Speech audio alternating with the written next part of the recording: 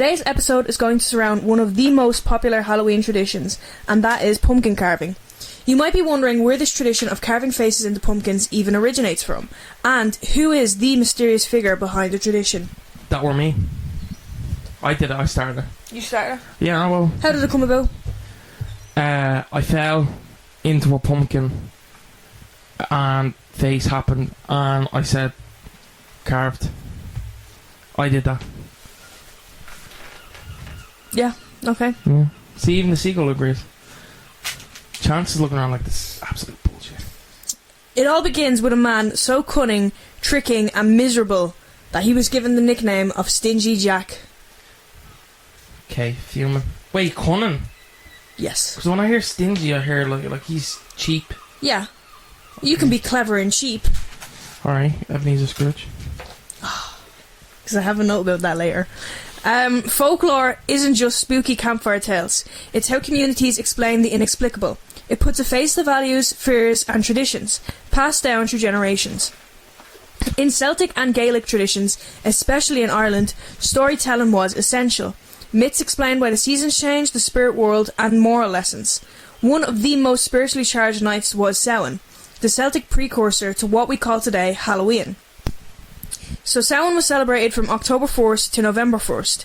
It was considered a time when the boundary between the living and the dead grew thin. Spirits were capable of visiting the human world, offerings of food were made and fires were lit in their honour. People even wore costumes to disguise themselves from wandering souls. So, what I was going to ask was, I read it somewhere and I don't know, I can't remember the name of the character. Samhain is, was it Sam? Did I say that right? Samhain? Oh, Samhain. Samhain. Yeah, sorry. Well, I think there's different pronunciations. Yeah, there's different ones. Yeah, how now? Because, what was I going to say? There's they wore like a deer skull. It was like a wolf skull with like deer antlers. Yeah. And like a cloak, and they knocked around, and like if you didn't give them cheese... There's one. You get cheese and apples. It was in a game. It was in Assassin's Creed. I know. I think I do. What was it? A deer. It's like a deer. I don't know if it's a deer skull, but he wears that and it's like a cloak. But yeah, I remember seeing it in because there's a whole chapter on Dublin in that game, which is quite actually cool. We don't usually get a look in with stuff, but there's a whole map. And yeah, there's a part in it where you go around and you have to scare treats, and I'm wondering, is that a precursor to trick or treating? I'm not so sure. I know that reminds me of I think it's a Scottish folklore about like a fox guy who comes around and he leaves fish on your windowsill if you're like sort of not very wealthy. A bell-in? No, if you're like so like if you're on a, like you're lower. If you're going through a bit of trouble like that, here's a fish for you, you know. Here's an something like that. Fish. I don't think the wolf skull with the deer antlers, I think that's more modern. That's not really what I'm like seeing is it's not really a folklore thing. For those two to be combined together, that's more like a Wendigo. No, but I don't know if it is that. I think it's just like a deer skull. It might be just like an old elk skull. Yeah. I don't know because I don't know skulls. I just thought it was that. Yeah. Research, like just Google like folklore, someone who knocks asks for cheese. There's a Dutch folk tale, the boy who wanted more cheese. I asked for cheese. It's actually just you. You're trying to like make your new cryptid. I'm trying to make myself. You're trying to like. Do you remember that guy? Yeah. Do you remember that guy? This is my alter ego. The guy who asked for cheese and apples. Oh, everyone knows him. You don't know about him? Everybody knows cheesy apple. That's what's gonna be his apple name. Skin. Cheesy apple skin. Chap. Give me that cheese, Danny. That's your guy. Yeah, no, I've never seen him. I've never seen you two in the same room though. All the time. I talk to him all the time. It's like Spider-Man taking pictures of himself for the Daily Bugle. You're just gonna report. You're gonna do a podcast episode on him. I do an interview. The Superman interview. The Superman, yeah. You know that one in particular gets to me. Was it? Super shit. You know that one gets you know that one gets me. Yeah. Yeah. So the legend of Stingy Jack was born in this sort of era. A long time ago, in a village somewhere in the Irish countryside, there was a man known as Stingy Jack. Jack was not a very trusted man. He was a drunkard, liar, and incredibly stingy. Shockingly. He despised spending money, even if it was on himself. I wrote in the notes he's kind of the Halloween Scrooge. Yeah, well, that basically. sounds like it, yeah. I keep thinking about now whenever like the option of like spending money on myself comes up, because it's like, oh, what if I was like, oh, what if I get a chicken fillet roll for lunch? It's like, no, I don't need to spend the money, but I don't want to be like Stingy Jack, who never spends money on anything, not even himself. You know? Yeah. It's just interesting that like not even himself is shown as a bad thing. What he lacked in generosity, he made up for in cleverness. The story goes, okay, so there's like, obviously there's multiple stories.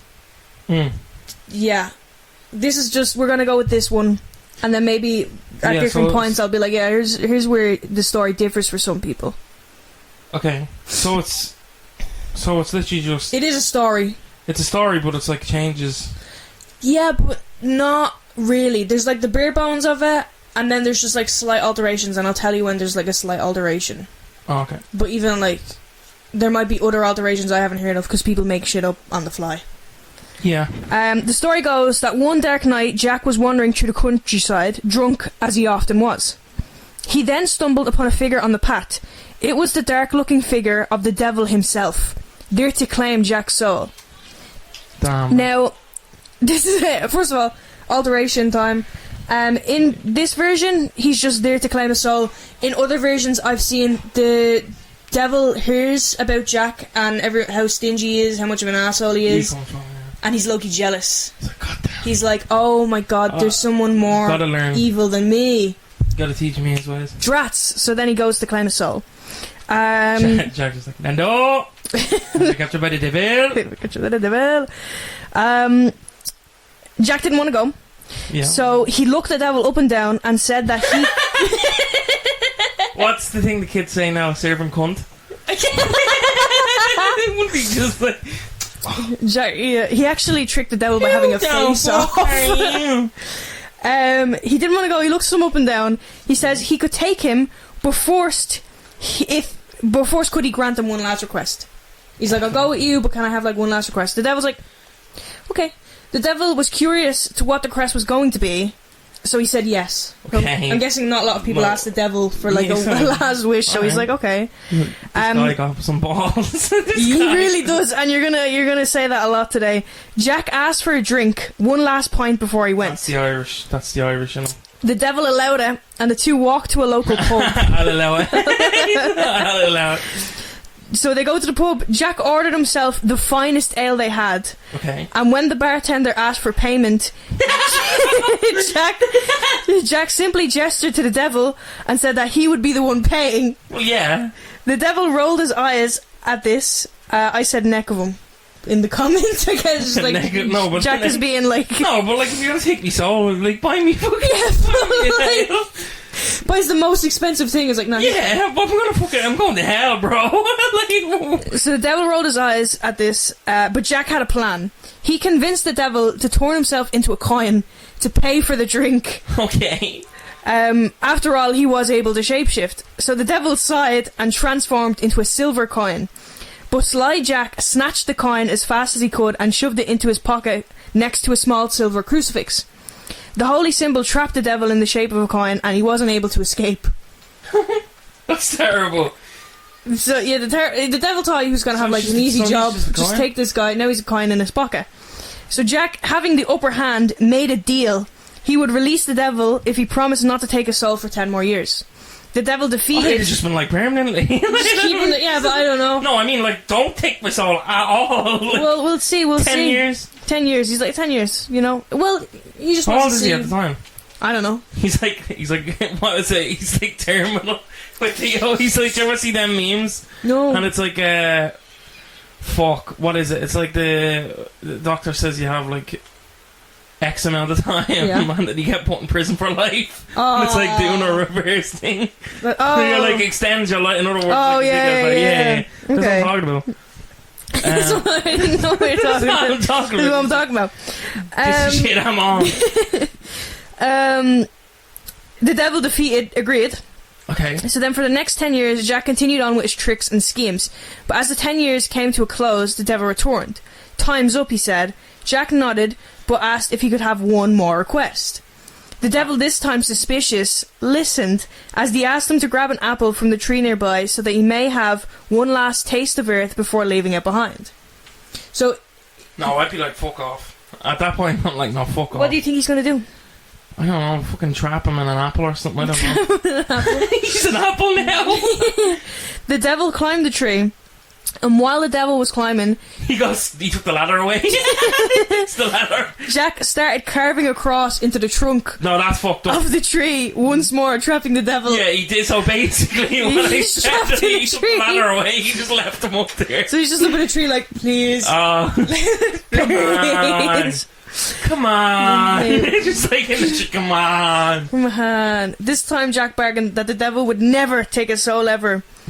No, at that point, I'm standing on business. I'm like, you're dead. You're dead. The devil was furious, but bound by his word, agreed. His little hooves in the air. Yeah. No, that's terrible. Like, His little hooves, like, I'm imagining your man at the bottom and then him just off camera. Like hanging the No, tree. just his little hooves, like he's sitting in the branch, Yeah. and then it's like your man's talking, and it's like the rest of him is off camera. It's just his feet. He's like, "Come on, come on." In some iterations, he does this like 4 times. He like tricks him 4 times. Bro, no, fool me once, Yeah, he Shame just on keeps you, fool me happening, twice, and shame he's on like, me. "Oh, give me another 10 years. fool me 3 times. Give me we another go again." time. Give me more time." And then I don't know what happens the 4 times. Let me... The 4th time. That's the 4 terrible. times. If I got played by him, I'd be like, you know what? At this point, I don't have to hold shit. He's also known as Stingy Jack, who tricked the devil. That's like one of his titles. Hell yeah, bro. That name's cool. Oh, 3 times. I'm sorry, not 4. Oh. The most popular version describes him trapping him twice with specific details, and the final one... And then one final time to promise he wouldn't be taken to hell. First trick, the coin.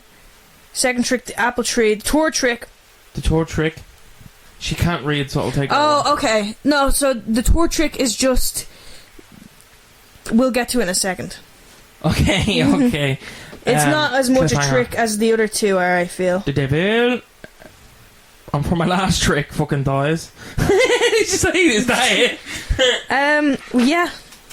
Oh, shit. After Jack dies, he's too sinful for heaven. He goes to hell. The devil's angry, but bound by his promise, won't let him in. He's bound by... He says, I told you I'd never take your soul, so you can't come to hell. So he's just limbo. And he's not allowed in heaven because he's a dickhead. So he's just kicking about now. Yeah, so then Jack begs the devil for help lighting his way, and the devil feels bad. He's like, okay, here's an ember. So we'll get more into it. Okay. Years later, Jack died, but his soul had nowhere to go. He was too wicked for heaven, and hell wouldn't take him. The devil was a man of his Cold word. as fuck. So Jack was doomed to wander Earth, forever a lost soul between worlds. Before sending him off into the night, the devil tossed him an ember from hell, a small burning coal to help him light the way. So in some versions he does it because he pities him.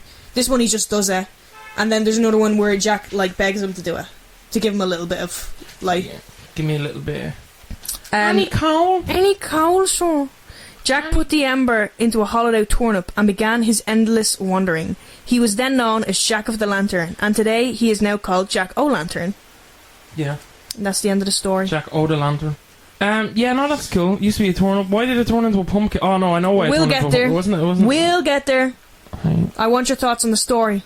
Yeah, no, I like it. It was kind of a fun. dick, but like, you know what? It's funny though. It's a Why funny did he little get into heaven? story. What was he doing that was so bad? I Because he was an wonder. asshole. That was his No, whole I know, thing. He but was I a wonder what drunkard. he was doing. He was Like, tricking the devil. He was up to tricks and schemes. That's what they said, bro. he's just up to. He like, was up to fucking- tricks and schemes. He had so much money he'd never spent on any. He had Shit money fun. because he never spent any of his money, and he made the devil buy his fucking pint. Cars. Listen, Mel, that's how the rich stay rich, bro. That's Son of rich, stay rich. But he never even spent the money, so like he's just hoarding it.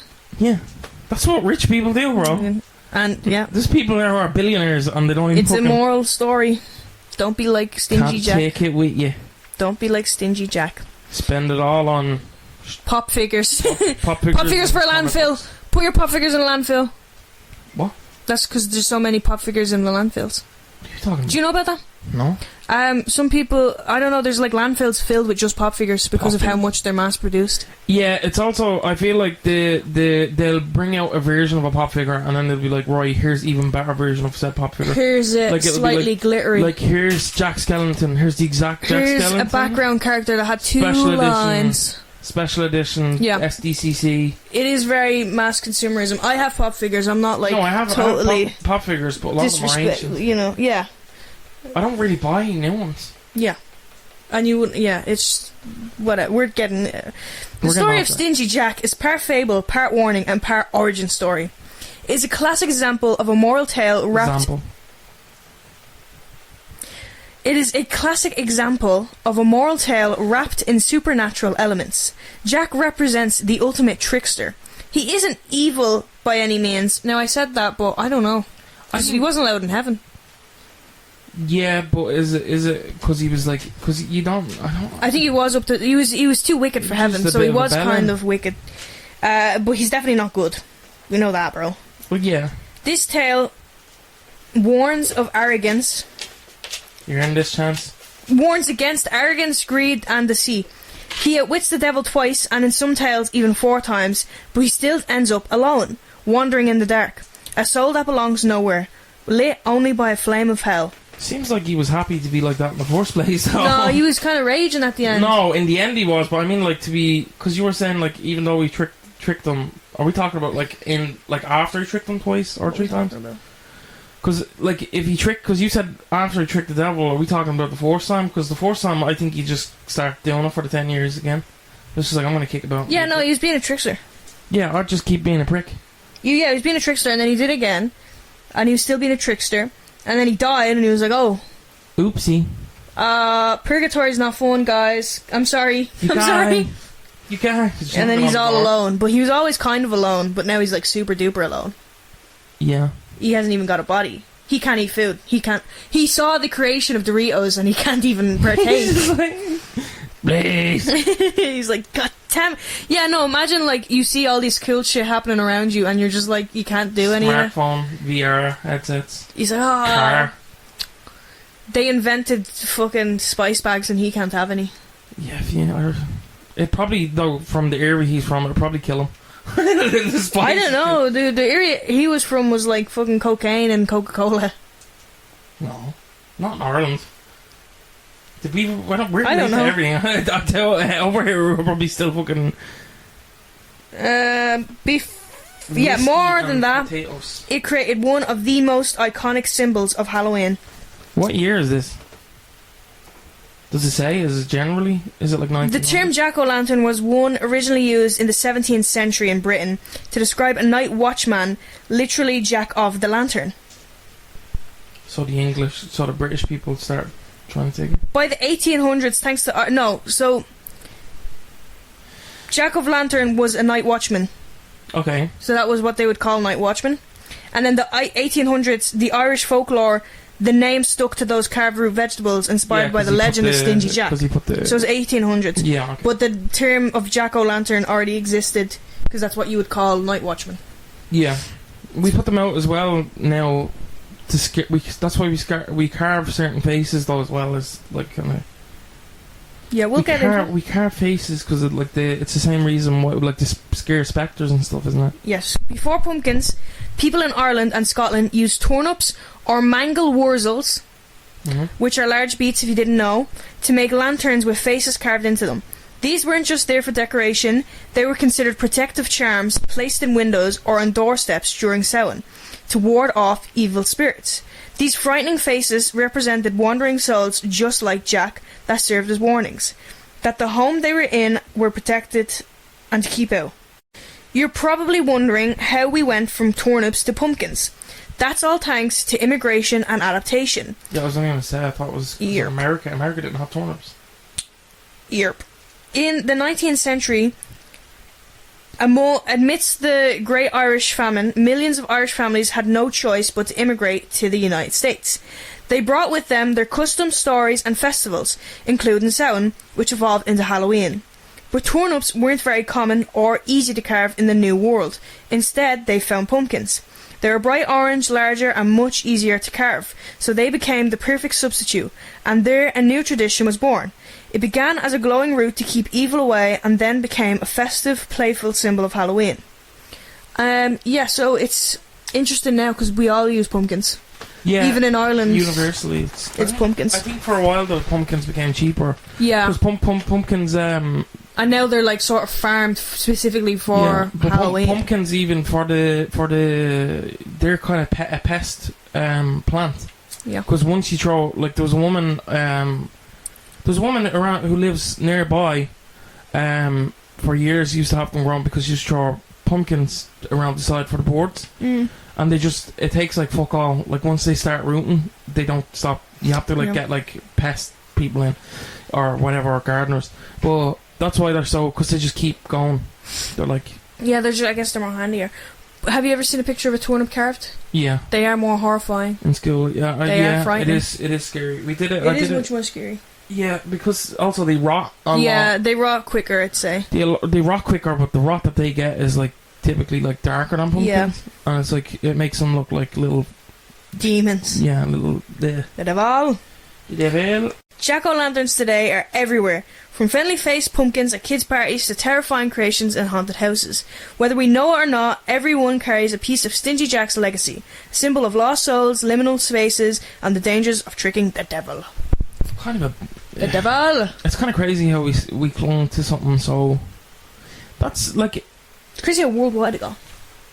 Yeah, but it also makes sense with how fast we spread. We breed like rabbits. We spread like a plague, bro. Not because of our fault, but we did spread. Which is a crazy thing, because immigration and stuff like that in Irish culture plays a big part, and it's like, feels like now we just want to reject it. Yeah, some people are being really stupid. But also, I think there's an air about it where I think now we're in a state where we're confused about patriotism and being a bellend. Yeah. Because I think people all just assume if you're proud to be Irish, you're automatically on a stance of, the people who are, you can't even get into it because, you know what I mean? Yeah, it's such a topic. It's a topic, but I'm proudly Irish, but I'm also proud of the immigration that we have in our heritage, because, we did it to survive. We did it because we wanted to save our kids and our legacies. But I like that it's still around, that we're still, even if we don't know it, know why we're doing it. And I always find that interesting, because a lot of people, I purposely avoided Stingy Jack because I knew you were writing the episode, and I didn't know much of this. I knew about the turnips, so I didn't know why. Yeah, they were carved. But just on the immigration thing, Socialist leader James Connolly has the famous quote, "Let no Irishman throw a stone at the foreigner, he may hit his own clansman. Let no foreigner revile the Irish, he may be vilifying his own stock." And I feel like that's still important.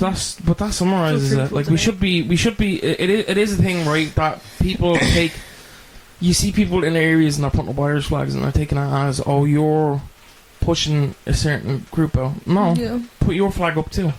Put the Irish flag up and put your flag up too, because you're in Ireland, and you should be proud of where you're from.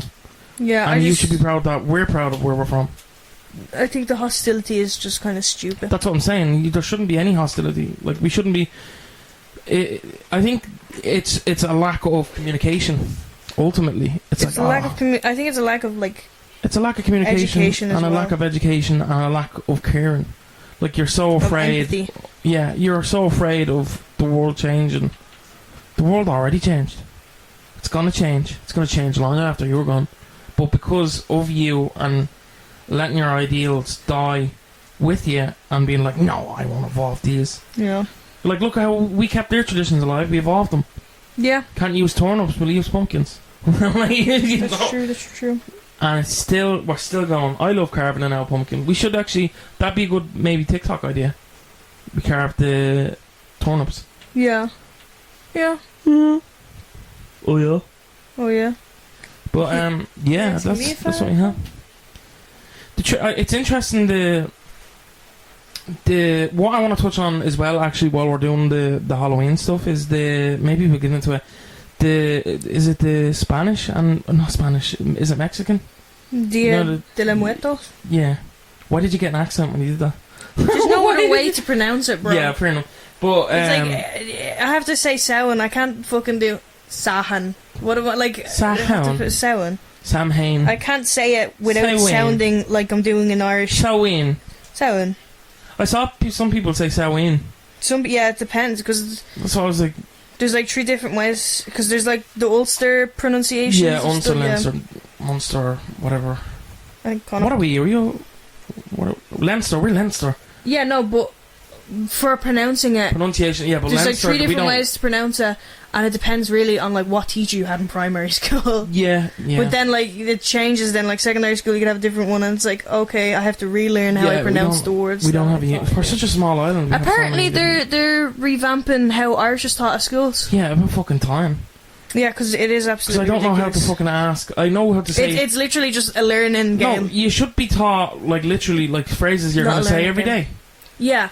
It's start out with a memorization game shop for like the leaving cert and shit. Yeah, like start out like I'll learn Romeo and Juliet in Irish.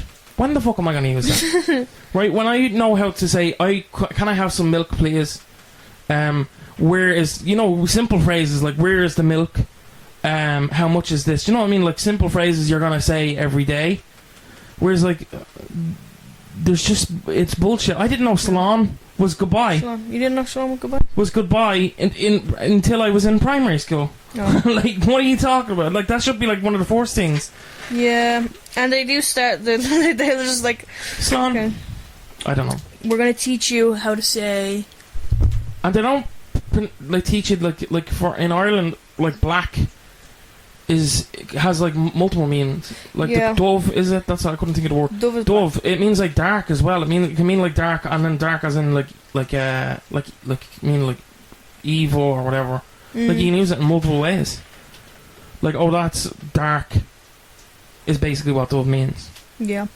So I don't know. Yeah, that we went on a tangent, but that's a little Halloween episode for you.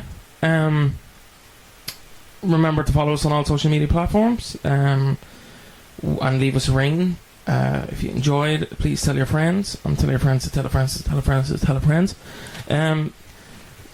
Don't tell their friends though. Don't tell. She unplugged her mic. Don't tell their friends. But yeah, we'll catch you in the next one. Goodbye.